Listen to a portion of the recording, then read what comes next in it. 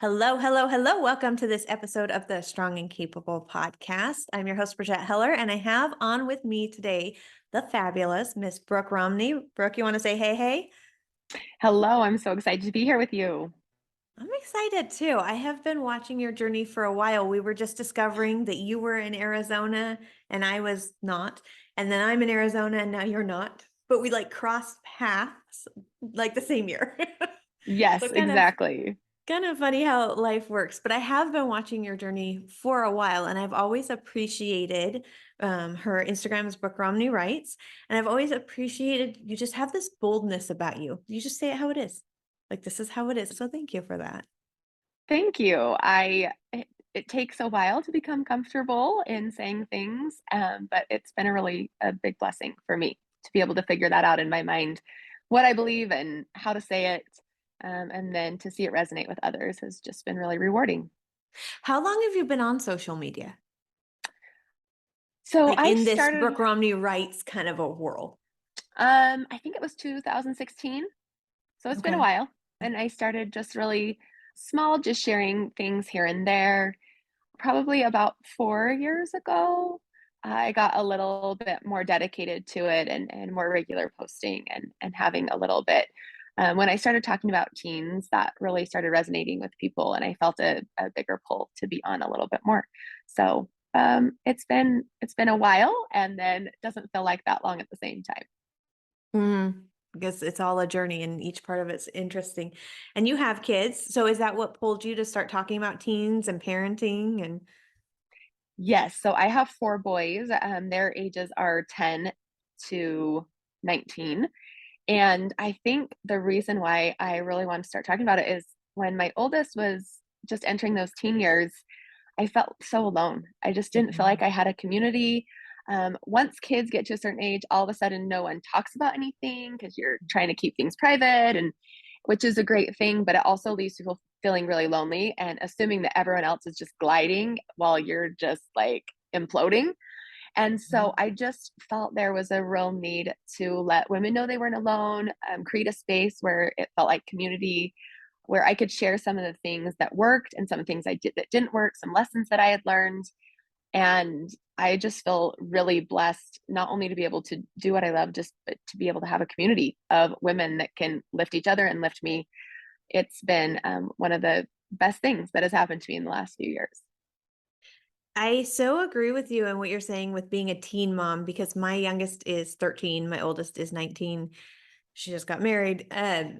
But I remember when she was headed into the teenager years and the one under her is just younger, they're close in Yeah, age. super I close. remember the same thing, feeling so lonely because your kids are now old enough that you need to keep their life private. It's not fair because if you go tell so and so's mom and they tell the kid, then it's gossip at junior high or high school. And so you can't just share like you did when they were a toddler and they, said the S word and you're like, and you're shocked and horrified, right? Like you Right. can't, it's not the same. You can't tell Yep. these things that happen. And besides that, it's intense. It's real life when they're teenagers. It's not just they said a word they heard on the radio and you can't even believe it. It's, these are real choices that affect long term their life. Right. And I remember talking to my husband and being like, I feel like I used to go in and tuck them into bed and read them stories and we'd say our little prayers and it was so sweet and innocent. And now I go in and I said, I feel like I just don't know a bomb might drop from the ceiling at any point and I just have to be okay with it and not it's like it's so intense. I'm going into war every night, getting these kids into bed. So anyway, all that to be said, I appreciate the community that you've created. It is so needed. So Thank you needed. so much. It's been so good for us too, for me. And just to feel like you're not alone is something Mhm. that makes everything a little more bearable. So, So this season we're talking about fearless and living fearless and what that looks like and how we live fearless. And I one of the things that I was wondering for you is in this journey, how did you choose fearlessness? How did you choose that over because especially in social media, it can get like you say one wrong thing and all of a sudden there's cancel culture. It's real. mhm, So how did you right. get to the point where cancel culture, I'm sure you've had relationships affected by some of your opinions. I know I have, and I'm all rainbow and glitters and sunshine over here. So like, How do you get to the point where you're fearless in your sharing? Well, one of the things that's really helped me is I care deeply about people and I care deeply about what they think and how they feel when they read what I've written. And so it has been a top priority for me to make sure that what I share is written in a way that resonates the way it should. I think sometimes when people think fearless, they think caution to the wind, and that is not fearless for me. For me, fearless is being very thoughtful and being very deliberate. And when I do that and I share something, um, I feel so much more, I feel a lot more brave because I know that I've put the work in and the effort in to make it come out the way that I meant it to. And that's been really helpful for me is to be able to be very serious and, deliberate about what I'm sharing. And because I care about people, I think it comes through. So even when I've said something that doesn't work for someone or doesn't resonate with them, or even if they've been offended, I'm willing to engage in a private message about it and help them understand, something like that actually just happened today. And because I understand who I am and I understand my intent, I was able to communicate that intent to someone through messages. And while we continued to disagree, um, she said, I understand where you're coming from. And I think that that was as good as it's going to be. And I was grateful for that. We saw things differently, but agreed to disagree. And that was okay. She didn't say, I'm unfollowing or you're the worst. It was, all right, on this one, we don't agree. And I think being comfortable with that, which took me a long time. I am a feeler and I want everyone to be happy and I want everyone to feel love and joy.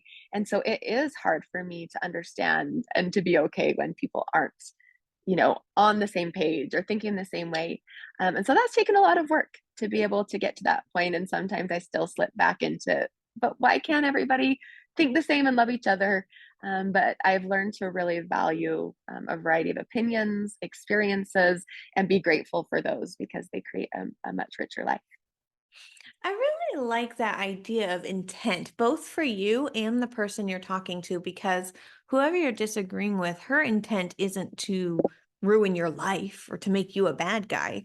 Her intent is probably to educate you from her point of view or to maybe open your eyes, and maybe your eyes are already opened or you're already educated, but her intent is good. Her intent is to share knowledge.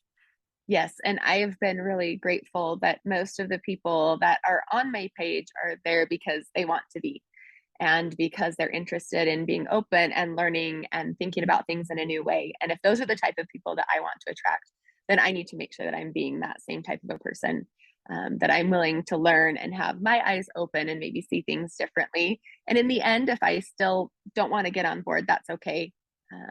But taking the opportunity to learn more is something that I really value. Hmm. Yeah, it reminds me of one of the first online classes I ever taught a couple of years ago, like online classes. Hmm. I had a Google form and people could give feedback. And I knew my intent. Like you said, I knew exactly what my intent was and what I wanted these women to get. And so the feedback was important to me because I needed to know if that message came through. So this one woman, the message came through, and there was some constructive feedback that I needed. And so I was thankful for that. But this one woman, this I didn't get any information. I don't know why I came to this class. I mean, she just was, it was pretty rough.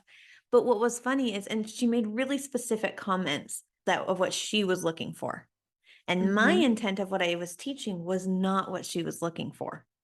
And so I actually laughed about it, not in a mean way towards her. I laughed because I felt so free because I wasn't upset Right. because I knew what my intent was. And it obviously didn't hit the mark with her, but it's because she came with a different intent. And so there was this sense of freedom of I didn't have to carry this anger or this upset from her. I could just be okay with it because I knew what my intent was. I knew what hers was. They didn't align and it was okay. And it was so Yeah, freeing, you that's a know? really powerful example. I love that. Yeah, so I just you brought this up and it's such a beautiful concept of what is your intent? Are you posting? And I just think in general, we do so many things without thinking in this world. Mm, We're so right. quick to just, oh, it's funny and share it. Or oh, it feels good to me right now and I'm frustrated. So we eat it, or we do so many things without intent that the idea of bringing more intention into your life all the time, specifically in social media, really, really appreciate that thought. Thank you for that. Yeah, no problem. So, one of the things that I've been talking with women a lot about, and I'm very curious on your thoughts, is what do you see women struggling with? Because you have this community you're working with, and what are some of the common struggles you're seeing right now for women? Boy, so many of them. I think a lot of women have really high standards in a great way. They wanna do things well in their home, they wanna do things well with their kids, they wanna do things well in their marriage and in their relationships and at work. And so figuring out how to have high goals and big aims and be their best while also giving themselves grace and time to learn and improve. Um, that's probably one of the biggest struggles. Most of the people that they're good people, they're good women. They have a lot of love to share. They have a lot of ideas and they want to be great. And just the patience in becoming who they are supposed to be and who they want to be, I think is one of the biggest struggles.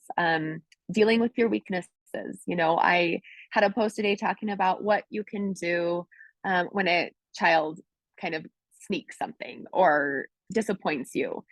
And there were a lot of people who were like, yes, yes, yes. And a lot of people were like, oh man, this is so hard for me. This is so hard in the moment for me. And being okay that it's so hard for you and because it is hard, and then also being willing to try and learn and do anyway. So Mhm. that's probably one of the main things that I see women struggling with, just from every age, stage, background. I think it's pretty unifying for women.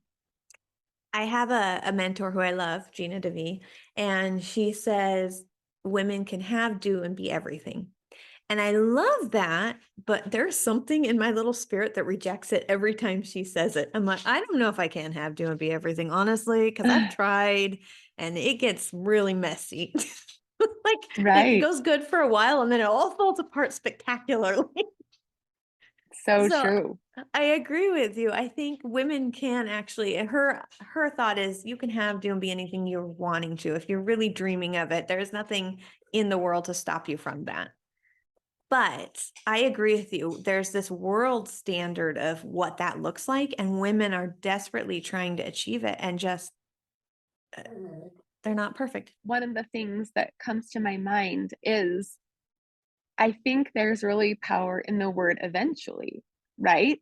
Mhm. You might not be able to do, be, and what's the other one? Do, Have be, everything. and have everything Yeah. right away. That's not even realistic to be able to do that. But you can do things now to progress towards that person or that goal or that achievement that you want. Um, I love thinking back to who I was as a young mom. I can smile and laugh and be grateful that anybody wanted to be friends with me because my ideas were so uh, inexperienced, right? Mhm. And so I didn't even know what I didn't know yet. And so I think just giving ourselves time to learn, time to become, time to do.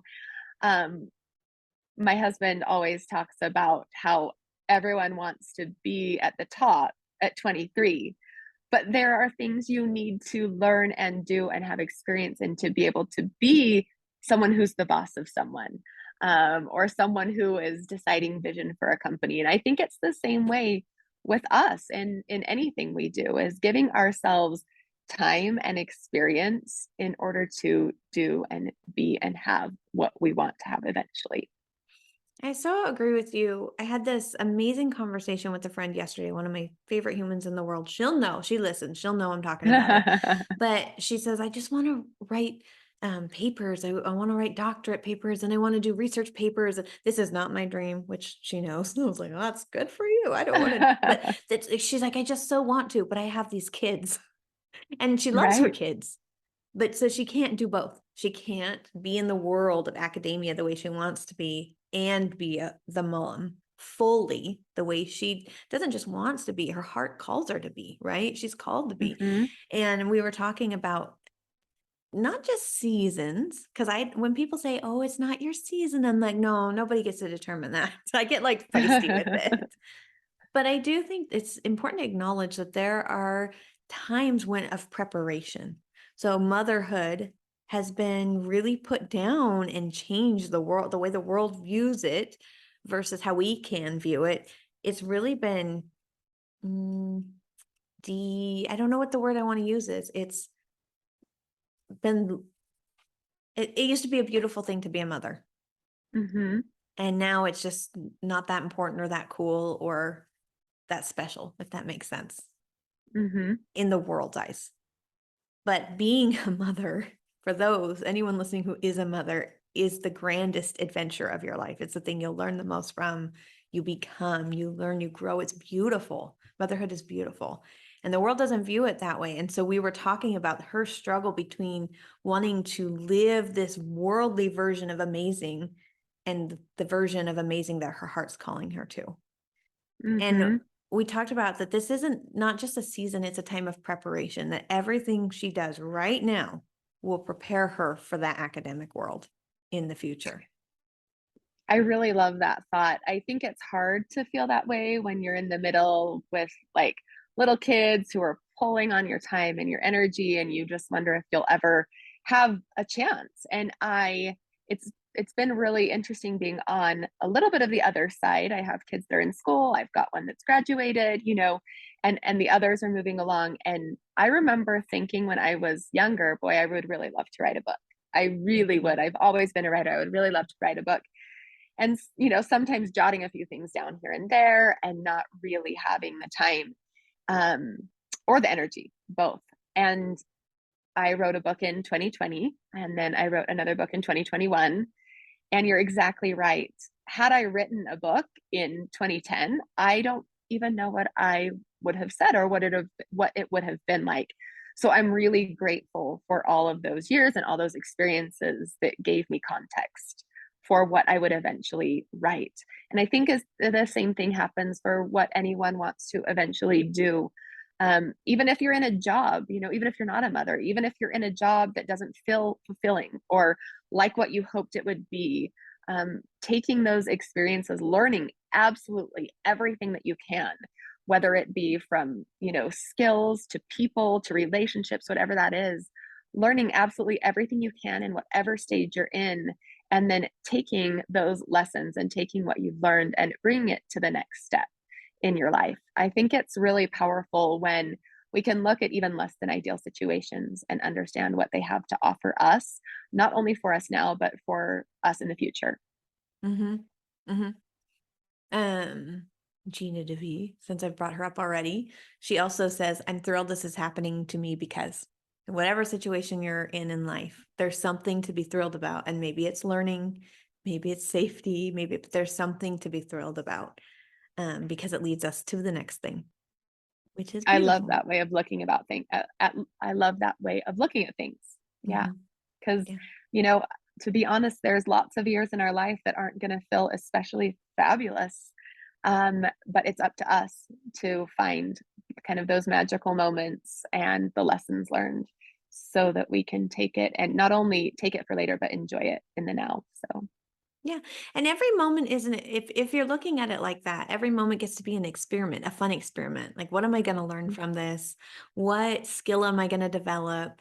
What I Before the strong and capable, for those who don't know my journey, like I made cakes, I made baby tutus at some point. I had a hair cart in the university mall or in Provo. Like I did so many weird random things because I was open to a journey, but every single one of them led me to the strong and capable. And when this came about, I knew I was ready for it. And that was so cool. That was such a beautiful feeling to be like, yeah, I'm ready for this. Okay. I'm scared. Right? There's fear, but I'm ready. And that's that part of it. what if you wouldn't have taken a chance, right? What if you were someone who had never tried anything, never taken a chance, and all of a sudden felt called or moved to do something really big? I don't know that you would have been willing to say yes. And I think about the things I've said yes to. One of one of the best pieces of advice I can give is to say yes a lot. Say yes to helping on a at a school function. Say yes to meeting your neighbors. Say yes to that random part-time job that somebody says they need help with.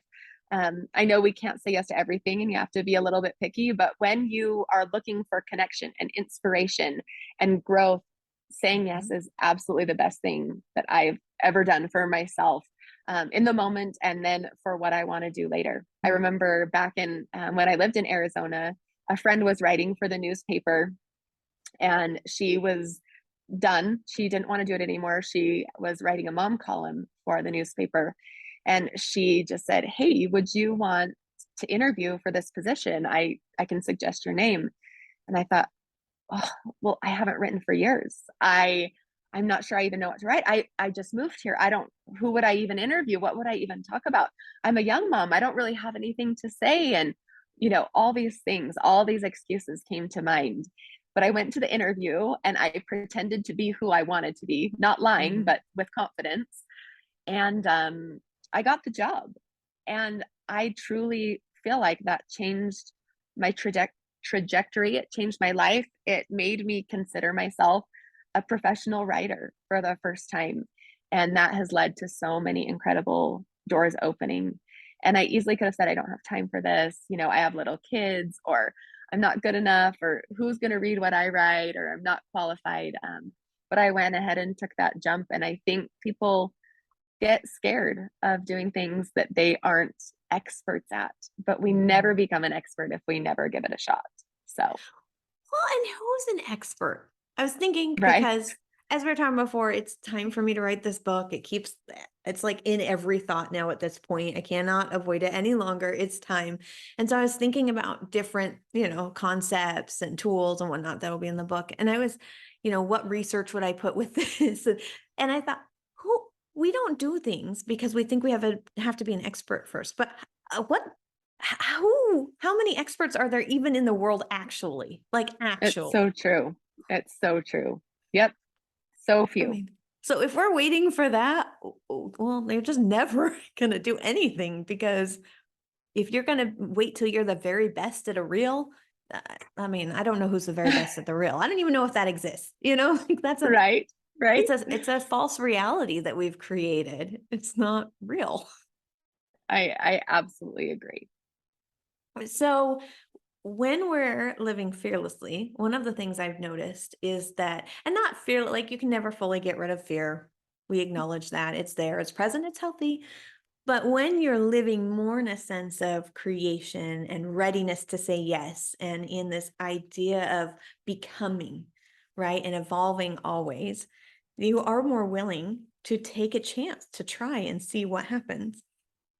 And when you do that, what I have noticed, and I'm guessing you've noticed, is that when women, specifically women, step up, but men too, to this plate and fully say yes, the coolest part about it is it's a double blessing. It blesses your life, but it blesses your family, your community, everyone around you. It starts to heal your community, your family, the people that surround you with.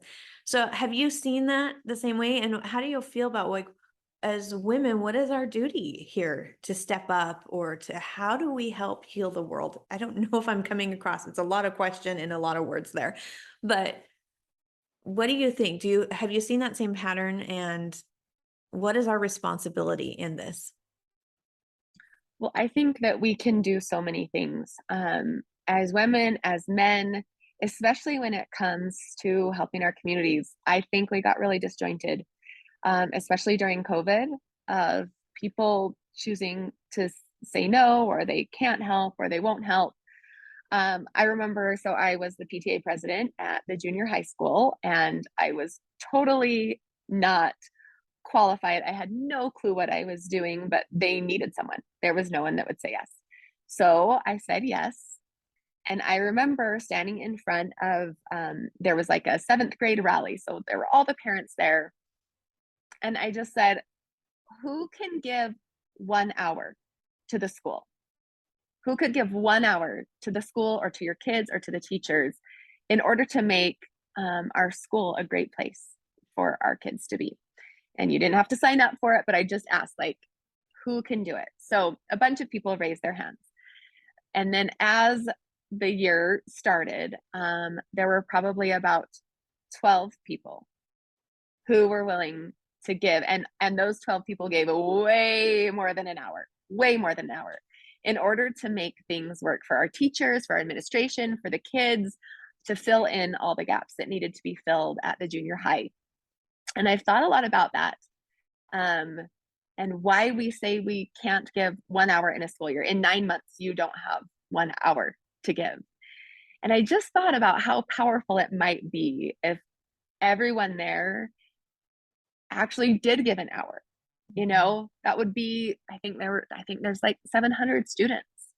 If every, and we're only talking about one parent, that's 700 hours that could be plowed into a school and to changing a community, changing the way teachers feel about going to work, changing the way the administration deals with difficult problems, changing the way the kids feel about being a junior high student.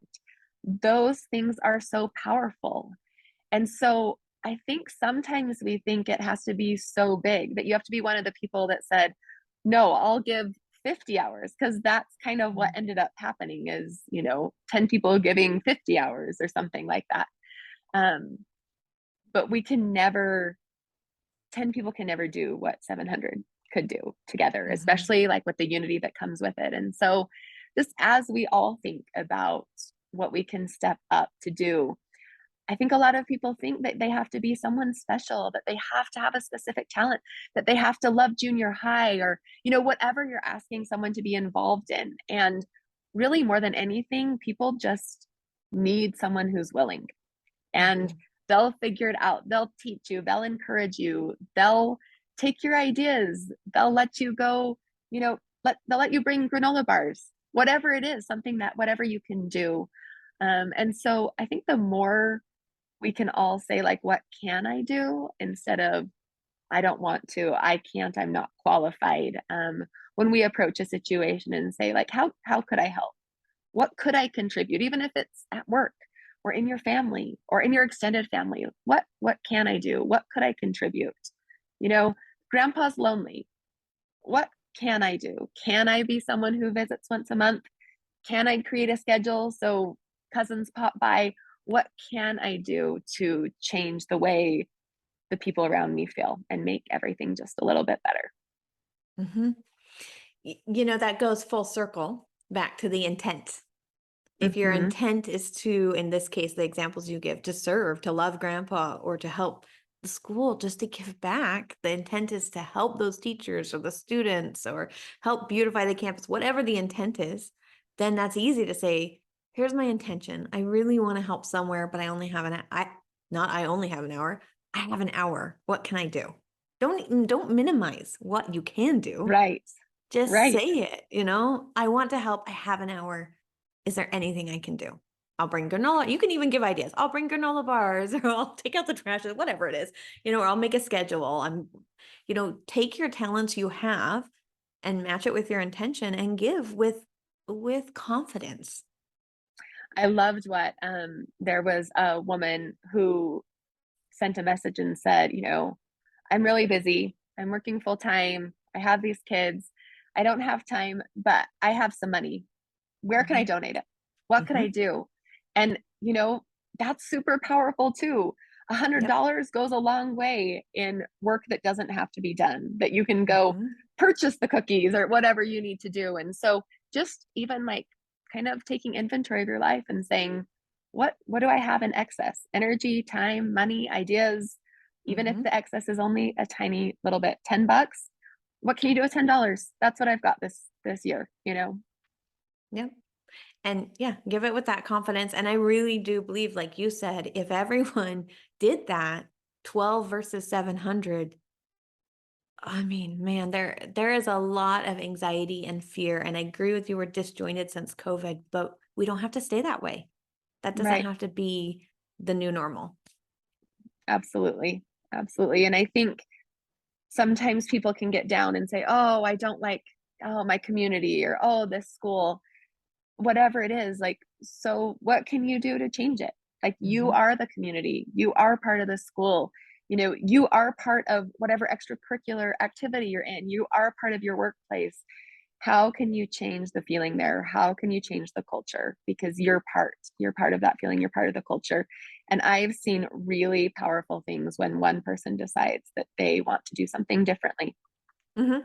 I agree with you, and I would say every motivational book anyone's ever read, any inspirational person who's your hero, it all started with a how can I do this differently? What can I give? It all Hmm. started there in that very they saw a struggle or a problem and they decided to be the solution in some way. And that's what starts the journey. Yeah, and it's really powerful. I think there's Mhm. enough people, complaining and voicing problems, and it's so refreshing when someone comes with not only with a solution, but willing to be part of the Mhm. solution, Yep. not I used waiting to for always Yep. yeah. I used to always tell that to my employees. Listen, I know we're not perfect. There are problems, but when you come to me with one, also come with a solution. I don't want to talk if you don't have a solution because we are solution oriented people.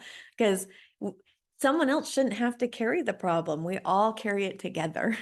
Yeah, or So, even come with a problem and be willing to chat about hmm solutions. Let's, hmm not everyone one of the things I've realized is everyone has different gifts and talents. Some people don't see the solution, they only see problems.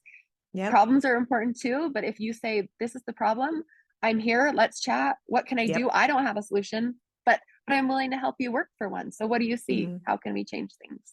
I So, agree with you 100%. And it's the people that approach you that way that always a conversation it's like, yeah, let's have that conversation. It's positive. You can always tell an intent by the feeling that follows afterwards, absolutely, right? yeah, totally, totally. So I was chatting with a client about ego versus inspiration. And I said, think about the feeling afterwards, right? If it's a Mhm. healthy Yeah. boundary, you're going to have positive emotions with it. If it's ego related, you're going to get that 5-year-old tantrum emotion coming up. You have to think about the following emotions that come with whatever you're working through. I like that. Anyway, thank you, Brooke, so much for coming on today. I think we could probably keep chatting for a very long time. Yes, we could. It This would was be great though. easy. Yeah, it would be easy if people want to follow you, which they should, because you give great tips. I love even today, you brought up the post you did today about curiosity and communication. I actually referenced it to my husband. I said, listen, so we have a little situation with a kid not wanting to go to school, and I had work. And so, boundaries were Yeah. crossed that shouldn't have been. Anyway, I said, listen, Brooke posted some great stuff. I'm going to send it to you and we're going to use it as the base of our conversation tonight. So thank you. Oh, that makes me so happy. It's so nice when it's useful, isn't it? Yes. Yes, it was awesome because, we all just need that. We need that Yeah. positive and that you have the skills and you have the writing skills to put it out there. And it helped me directly today. So never underestimate the influence. Brooke influenced me today. And I know you're going to influence the listeners. So how can they get a hold of you and find you? You can find me on Instagram. That's where I'm most active at Brooke Romney Writes. And then both of my books are available on Amazon. The first one's I Like Me Anyway, and the second one's 52 Modern Manners for Today's Teens. Yep. Then, so check her out there. And I will put, of course, all of this in the show notes. Thank you so much for coming on, Brooke. Thank you so much, Brigette. So nice to meet you. You too.